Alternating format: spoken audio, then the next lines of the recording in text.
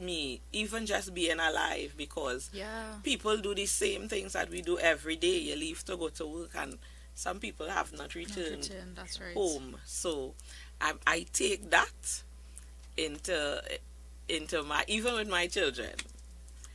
Listen, you're not going away. You're not going away. No, you're not going. And if you do go, I am going with you. But everybody could come by me. Yeah. Oh, bring all your friends. Bring them to the office. Bring them to the house. I know you're safe. I know they all safe. But I don't know if you are safe where you are going. Yeah. Yeah. And Candice. Yeah, honestly, something that I didn't even know would have been an anomaly to people outside of church. Yeah. My mother insisted, and this is probably brought down from my grandmother, because I Right. say I'm a third generation prayer warrior. So we had family devotion every Saturday morning, Okay. and it was a non-negotiable. Correct. Saturday devotion was the steadfast, and we had to plan everything else Around it. around Saturday devotion.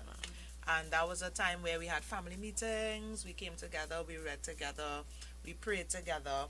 And after a while, as we got older, and then, studies started coming in, it eventually dissolved. But I think that is one of those things that I want to carry forward, because I remember mentioning it to my husband, and he said, I never had that Yeah. experience. And I think that kind of a environment where, you have a space where the family comes together, you can discuss, you have devotion, we have a time of prayer, there is this feeling of togetherness, camaraderie, even though we don't agree. Because Yeah. sometimes family devotion dissolves into arguments and who storm off. And you know what? That's okay. Yeah. That's Yeah. normal. Because it will happen, but Yeah. there was the space for the family to Absolutely. talk about the problems that we had, or the wins that we had, or to celebrate each other. And I think that is something that I really appreciated from, my parents. Yeah. And Denise. Well, two things for me. Respect for elders. We, as we discussed and shared last week, in terms of if you don't, simple things like good morning, good evening. Yeah. Sometimes, I remember even now, I would just jump ahead really quickly when my daughter teaching her manners as well. And she went into her maxi and she said good morning. And nobody Responded. answered. And she was like, so didn't you all hear I said good morning? Okay, and she said it a all right. second time. And then I was, okay, sorry darling, sorry darling. So respect for your elders, manners, and also know the friends that you have. You say friends carry you and they don't bring you back. Choose your friends wisely. Sometimes being alone is not a bad thing. Even if it's you and just one other person, that's okay. Yeah. Because everybody grows up in different homes and different values. So Yes. what someone else might be able to get away with or stay out later with. If my mother says 6 is 6. 6 is not Correct. 6:03. Yeah. Not even 6 seconds after 6. 6 is 6 or 5:55. So you had that thing where know the time. If I send you out, come back on time. Yeah. Have respect for elders. Do not feel that you can go out and be disrespectful and I will not know, because I'm bringing you up in a home where I'm not just doing it for in the home, I'm also bringing you up in a home when you go outside. It will Absolutely. exemplify what I told And you so at that home. a simple thing like that timing thing, that's how we my mom, she was very strict with time, and I wouldn't say strict, precise. I would use that word, and she kind of grew us up like that. Having respect for other people's time. So when we say a particular time, I'm gonna be on time. If I'm not, like, it's a big deal, because you this is kind of ingrained in you almost. But when you teach kids the opposites of that, they take it into other parts and areas of their lives, and it kind of affects and impact them in negative ways. My point is this: children mirror what they see. Yes. And so that is what I kind of want to move in. How important it is for adults in the passing on, and we're going to talk about that passing on in terms of legacy, but the now is important before we can get to the future. The now is important. And so how do you as parents keep up with that? Because again, they mirror what they see. So how do you how do you manage all that you are, but also still maintain, you know? Be true to you. Okay. Be true to your values. Be true to what you hold fast to. So, as a believer in Christ now, the way I would have parent before Christ was totally different to now. My children, we would have gone to carnival jump up, as they call it then, Yeah. and we were involved in these things. But when I made the shift was to all of us. It wasn't just for me, it wasn't just for them. It's because I wanted better for them. Yeah. So I could not decide that on weekends we go into the worldly things and then on Sunday we are in church. Yes. So I can't live one way and then do something different. So I had to, even though I would have made a mistake or get upset when they would have learned about love being patient and kind and the beatitudes, Yes. because they regurgitated for you Absolutely. at their convenience. Yes, right. Important. So I truly had to live what we all were hearing, because we were Yeah. all in the same place. We were hearing the solution. So I couldn't do anything different. And as I said, even if I made the mistake, I had to be able to be woman enough to apologize and said, Okay. you know what, this happened and we have to now adjust and we have to do things accordingly. And even if I see my children going outside of that, I had to correct them. I had to Okay. say, no, this is not what we're doing. This is not Yeah. what we believe, and we have to stick to Yeah. that. I saw that so much on prayer. Teaching your children to pray, teaching your children to have that relationship with God, because when they leave your presence, they are going amongst other persons, as Denise would have said, with different beliefs. Sometimes people believe strange things, and they just love to share what they believe and what they hear and what they learn. And when you teach your children to have that relationship with God and to be able to pray, you know that they are covered even though you are not present, that they are able to take a stance and say, that don't sound right, and my mommy say we cannot play those games. So that they'll be able to remove themselves from the situation. In terms of I want to kind of zone in. You mentioned in terms of parenting through let's just say before knew Jesus.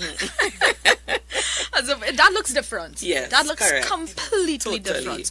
I want you guys to encourage the parents that are listening now that may be in that season, maybe with older kids, who would have seen them living a particular way, because I feel that's a different dynamic. When kids are younger, it's I don't want to say easier to manage, but the older you are, you kind of get set in your ways now. Yeah. You've seen a lot more, you've experienced a lot more, and so that could feel like a lot of pressure for that parents in that season. You want to live right, you are doing your best to be Christ-like in the home and parents in that way, but then there is this tension because your kids are very, very familiar with who you once were, and sometimes that's not just isolated to parents, and that's a thing across the board, but specific to parenting, how do you navigate in that space? So the first thing that's coming to mind is, all right, let's say we're dealing with 13, 14, 15. Teenagers. The influence we're dealing with now, the influence that is there now is really different to what was there in the past. You have the social media. So they are knowing who their friends are. Okay. My mom, and I did it as well, visit the school. Okay. You find out things in the school, because sometimes children leave to go to school and they don't reach to school. So there are the periodical visits, the impromptu, not knowing when I'm coming. So for starters, you have to, when I keep saying pay attention, there are things that you really have to pay attention to your children. We cannot be oblivious that they are in their room for a long period of time, but in their room doing what? You have to monitor, you have to check on, because we now have the phones. And there's this thing where I don't know who'd had it before, but going in your room and closing door, what you closing door to do? It had a door. It If had it a had door. If it had a door. door, because there are some people who I've been told did take off the door. Yeah, They you removed the door. behave Correct. bad You and behave you and correct. it- That's yeah, your punishment. I mean, there's your privacy for, changing your clothes and stuff like that. But things like, you in the room there at length. There's a difference between privacy and Privacy secrecy. and secrecy. So you have to monitor. You have to monitor. Absolutely. It is even, there's nothing wrong in visiting these schools now impromptu, even now more than ever, right? So monitor the kids, watch behavioral patterns. Because you have also heard people say, but the child that I know at home that's not the child that I'm thinking outside. Okay, so where is the influence coming from? Right. You have to try to get to the genesis or the source of a behavior. You know your children. I mean, you have their personalities, and then you will realize when there's a switch in an attitude, sometimes in a way that they might respond. Normally be like, okay, mommy, and then you might ask, and the attitude goes up and the tone goes up, and where that coming from, there's a genesis, there's a point of where something switched and something changed. So to encourage someone, know that for starters, whatever you're doing in your present situation to curb or make things better, you're doing your best. However, there are things that you will have to pay attention to know how to address, especially the teens and the peer pressure and wanting to do so many things. And so pay attention, monitor your child like a detective. I'll put it like that. Monitor them like a detective. I remember when I was going to school, my mom, something that she did, again, I would not know when she's going to do it, but she used to do it, right? I was aware that she would, but never when, like the specific moment. She would check my bags. Yep. School bags. Yep. She would walk in the room randomly. Yep. What door lock? Where? Correct. Not in her house. Not in her house. Not paying no rent. You pay yeah, anything. you pay no Exactly, mortgage. exactly. But we're gonna go to a short break. When we come back, we continue this discussion. Don't go anywhere.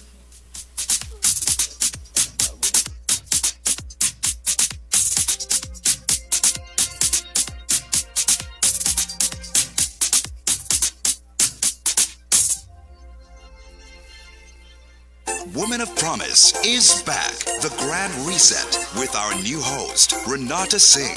Hey, it's your girl Renata, and you can join me and my special guests every Tuesday from 12:15 to 1 p.m. as we touch on issues that impact women of all ages, from knowing your worth and identity in Christ, fostering godly relationships, beauty, fashion, maintaining a healthy lifestyle, and more. And of course, we bring a biblical perspective to every discussion. It's Women of Promise, the Grand Reset, every Tuesday from 12:15 to 1 p.m. on Isaac 98.1 FM. Sponsored by Furniture Plus.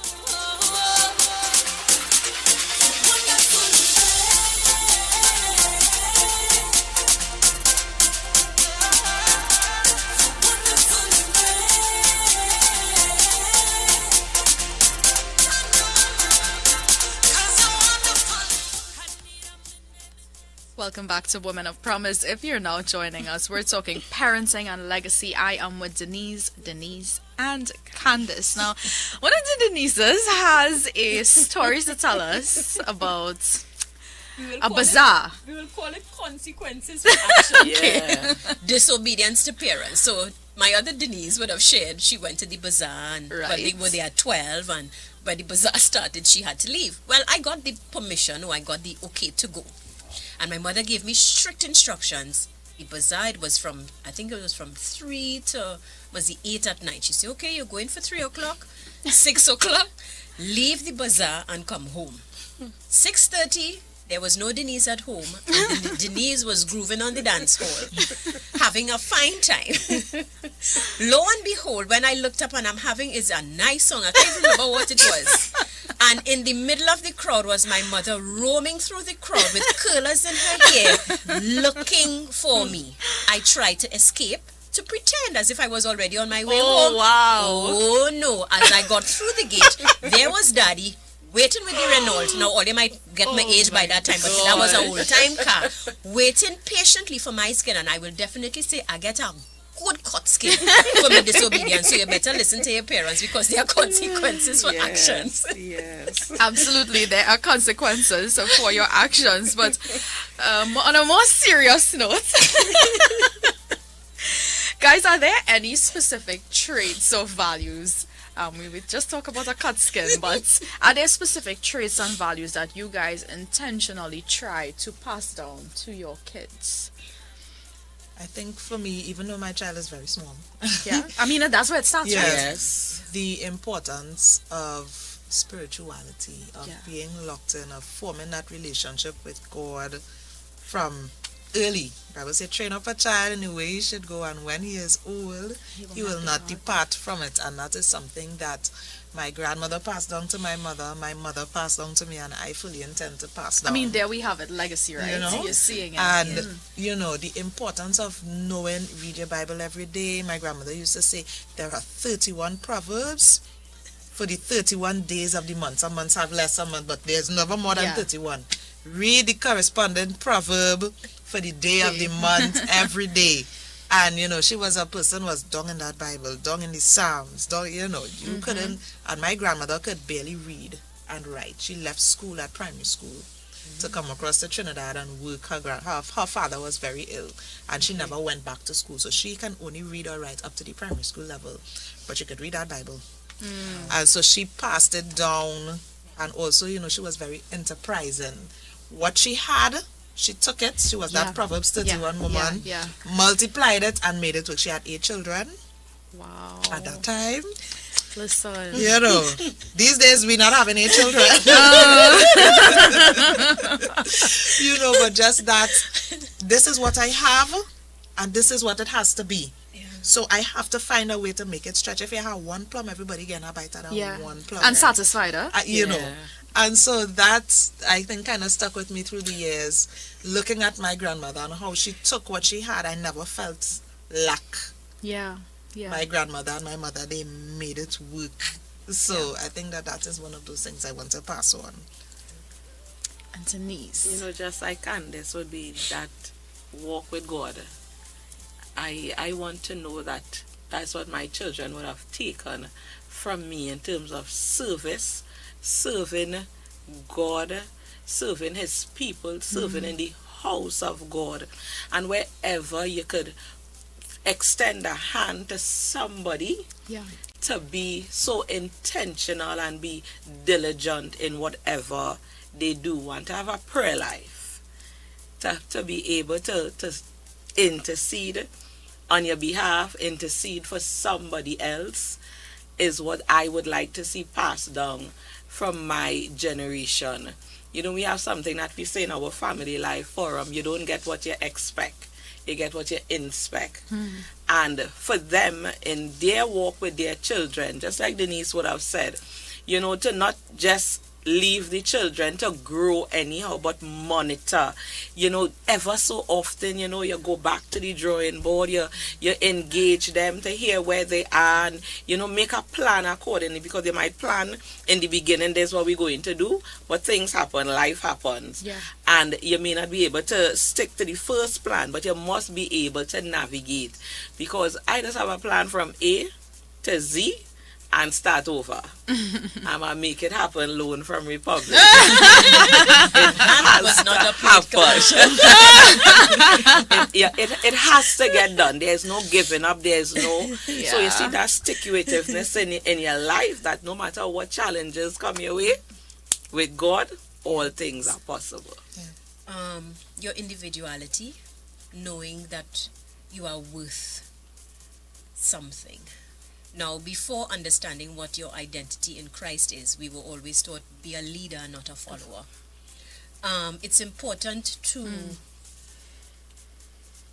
help, and I have to say help, because sometimes, you know, children have their own little struggles, or let me you not use the word help, but reinforce, give them the affirmations, because we all have our love languages. And I will use me as an example in terms of, in my early years, there were things that were spoken to me that were really negative and really bad. But I thank God for the seed that was sown, which, you know, through prayer and whatever, I know it was God. It had nothing else but God. To be able to have that inner knowing that, you know what, They may tell you something bad, but that is not who you are. They may say you wouldn't be amount to nothing. That is not God's plan for you. So it's important to communication. Speak to your children. Let them know their worth. They are unique. There's only one like them. Yes, they have two Denises in studio, but her fingerprints are different than mine. Yeah. We are two totally different people. So whether it's two children or whatever, they are unique, because you also hear parents who have more than one children. These two children are two totally different children.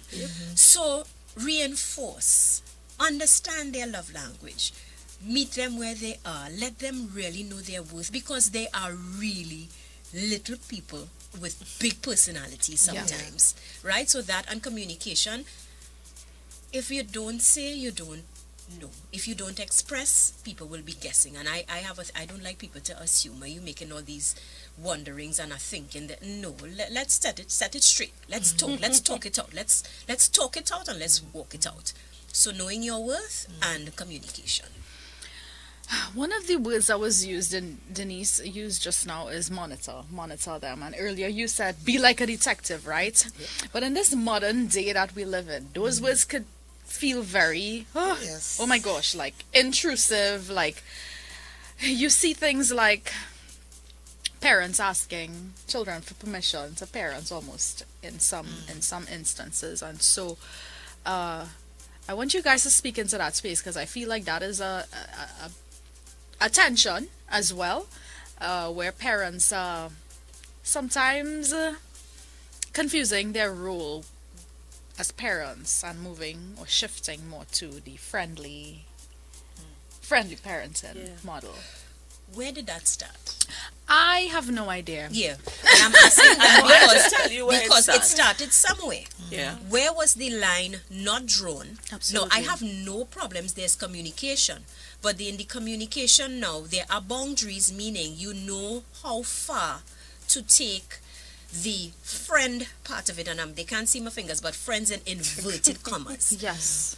Where did that start? Where did you, something, it may have been a joke, but you should have been, you nip it in the bud immediately. Because sometimes when you leave things and you just let it fester and fester, and then it's, they mean nothing, it's a joke, and it's a no.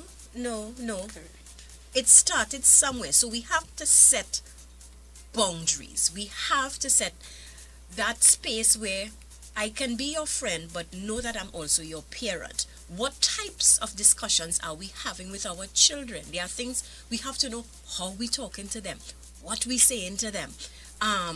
So there must be boundaries. Don't let, we have said this topic before, and I'm not your little friend and them.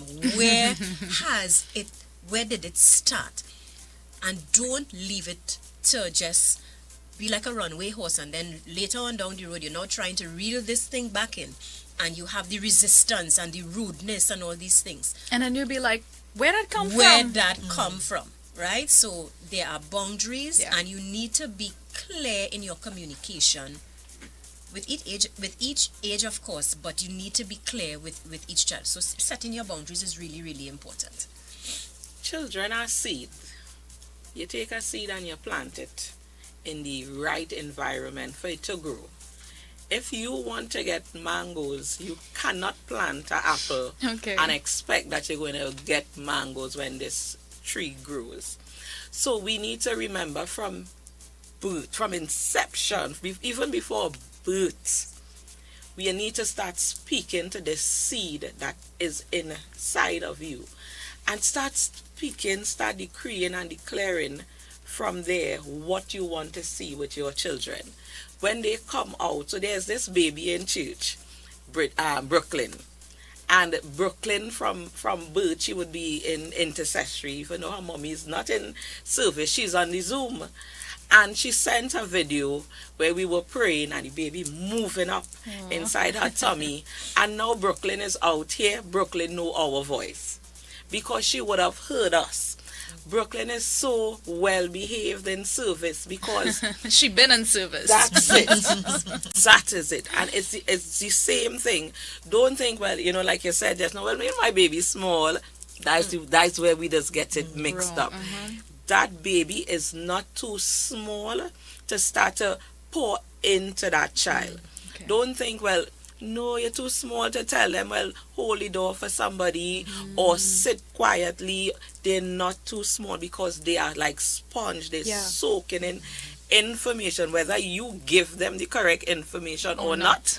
They are soaking it in, and they are just waiting for the opportune time to use the information that they got.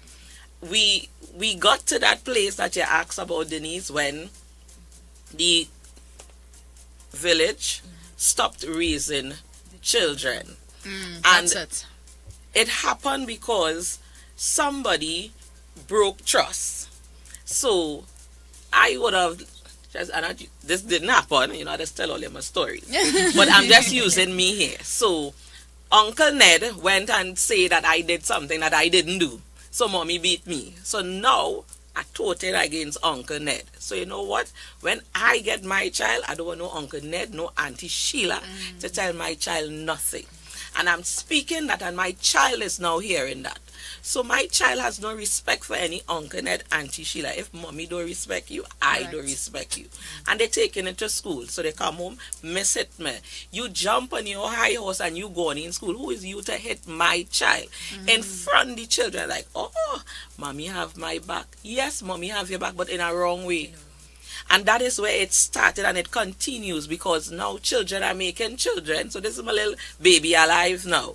Not understanding the responsibility to parent this baby, to steward this child in the right way. So we got to get back to the genesis. I know some things were bad or some things were too extreme then, but we really need to find the harmony so that we could take it now and let that be the legacy. Too far. We've gone too far. Yes, we were too far left. Correct. So all the way to the right. So now we need to find the harmony because, again, these are our next presidents, prime ministers, police officers, pastors. These are our next leaders. What are we leaving in them?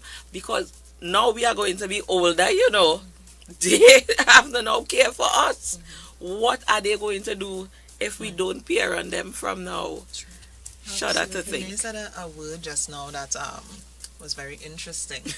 And the word is steward, right? I remember I like to look at videos about parenting and, as my child is getting older. And I saw a very interesting perspective that our children don't belong to us. Correct. They belong to God. Yes. God said before the foundation of the earth was formed, Yeah. I had a plan for you. Yeah. Right? And plans for good things, for you to prosper.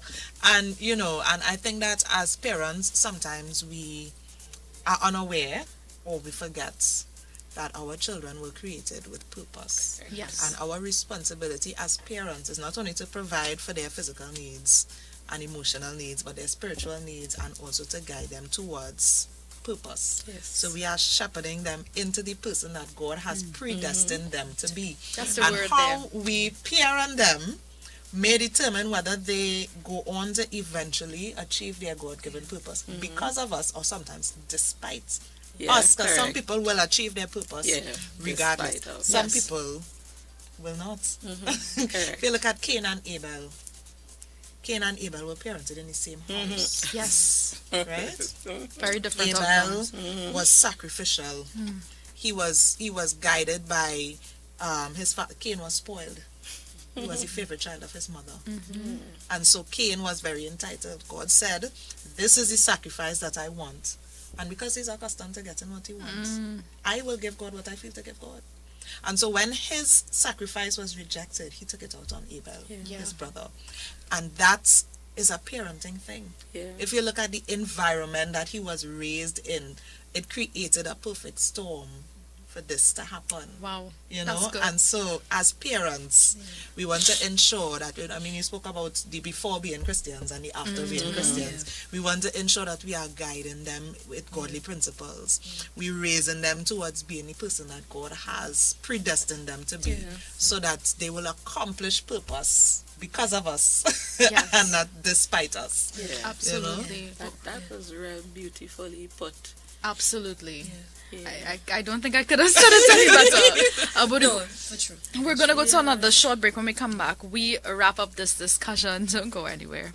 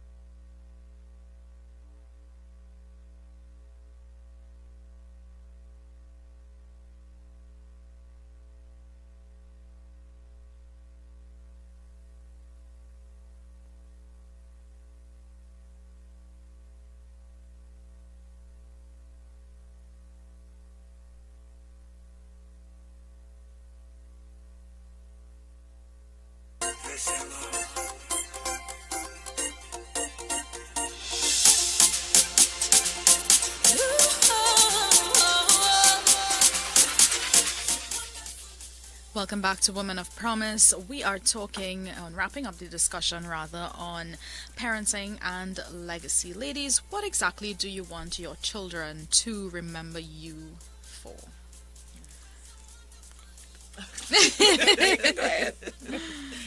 I think that I want my children, well, child at this point, 'cause we don't know if this economy, if children going to be a thing. But, as someone that was committed to God, but also, the balance. Yeah. Sometimes you could be so focused because the family is the first church. Yes. And so you can't be so committed to serving in the church that your children feel neglected. And also to model a good Christian marriage. So many Christian marriages, it breaks my heart to see divorce, or you have issues within your marriage, or problems within your marriage cause trauma to your children because they grew up seeing that. Absolutely. And they're not going to say anything about it because they can't articulate it until they become adults. I have heard people say that they refuse to get married because their parents never modeled a good marriage or even a good relationship. And you don't have to be married, because you have circumstances where you're co-parenting, circumstances happen, things happen. You can co-parent in peace. It doesn't have to be toxic. Absolutely. And spill over into the lives of the children. So in terms of legacy, I think that is one thing. My life must be an example that she will want to follow. I can look, I want to be like my mommy. Yes. Yes. In Jesus' name. Well, I could say what my daughter is saying to me now. One of persistence. Nothing stops me. And that came from, Jesus. Whatever the enemy really meant for bad, God turned it around for his greater good. Yeah. I'm a fighter. Not physical fight, but I fight once, right? I fight once, and that was the end of that, right? Yeah. I had one fight. I won't ask any further questions. No, just one, only one, right? But one where and honestly, because I would have had that great example from my mother to not give up on life. Don't give up on yourself. I am somebody. So my daughter would be like, Mom, she said, you know what? She said, you're really good. And she's not saying it just to toot my horn but she said, Mommy, you have mothered me well. You have taken care of me. Well, at sometimes it would have been nice if it was single parent, and then it had times we had situations and circumstances. But I did everything the right way to take care of her. And she's now an adult, so she can now say, yeah, Mom, I could do this. I can now teaching her values, and also when the boys come around, who to make them run and don't stick around, and we're not sticking nonsense. No, now it hasn't always been peaches and cream. It hasn't always been a smooth road, but one where, you know what? My mom fought, but with God, she's still here, and her testimony is still continuing. Yeah? Absolutely. So for me, I would say integrity. That, they saw me go through things that would break you down, and but they saw me stand with integrity in the midst of it and pray, to know that when mommy pray, God does answer, so that when I pray, God will answer me as well, because that's so important. I remember when my children were in school, I'm on work, and they always bring in a friend, and they by the door, pray for him, pray for her, pray. And they ain't giving me no information, it's just mommy pray. And so that speaks about the conversation that would have happened before. So whatever that person was going through, they say, come by my mommy, she will pray for you. So I always remember that. And something Fisher did when she was going to get married, she was in the car in front of me. She was a late bride. Oh my gosh, she didn't get that from me. She didn't. But she called, she said, Mommy. I said, yes. She said, you did not pray for me, pray for me. And that was the wedding there for me. No. The fact that she remembered, hey, I give mommy and praying, and God now Yes. this ain't happening. So that will be it for me there. What is your hope for not just your kids, but the generations of your family coming down? Wow. What is my hope and prayer? One, that they would, oh God, I might sound repetitive, right? But in this generation, you really have to know your worth in this, not just in the society, but in the world that we're living in. And we also have to be in a place where we know that we are really more than overcomers. The Bible speaks about, he didn't promise us all good days, we would face things. Yes. But in your facing, know that you are able to. And I will go back to what we're preaching, well, not we, but my church is preaching on, is knowing who your source is. Knowing who your source is. God is the one who orchestrates. He pulls up, he pulls down. He speaks to this one. He closes doors, he opens doors. So know your source. Don't detach yourself from your source no matter what. Stay close to God. And with God, I just say, this is me. With me and God, we are a perfect team. Yeah, we're a team. Yeah. And you ladies? For me, generational curses must end with me. Oh, right. There we All go. those, the things that, because our parents did the best that they could Yeah. with what they had. Yeah. And as we get new knowledge, we find a better way to do things. Yes. And so we incorporate the better ways. My grandmother used to say, eat the meat, leave the bone. Throw the bones, yes. So we take the good, we leave the bad. We end generational curses in Jesus' name. And we start a cycle of generational blessings Yeah. that will go forward, for the generations to come. So, yeah. I would say it like this. As for me and my house, we will serve the Lord. Every generation, if not every single person, must call upon the name of the Lord. Yeah. That's the best I would like to see. Because when you seek ye first the kingdom of God All the and his things. righteousness, everything else will be added. Oh my gosh, what a perfect way to end this program. Ladies, I just want to thank you so very much for sharing, as usual, just your knowledge and just pouring out. And so just the listeners, really, I feel that is what this is, a pouring out. So persons that are discouraged, families that are feeling the pressure, sometimes there's a pressure involved, the weight of it, yes, the weight of the responsibility, that they would find a hope and encouragement to live another day, live another moment, that there is hope, but thank you so much, guys. I will catch you guys next week. Vanessa Briggs will be joining me. You don't want to miss that. Until then, take care.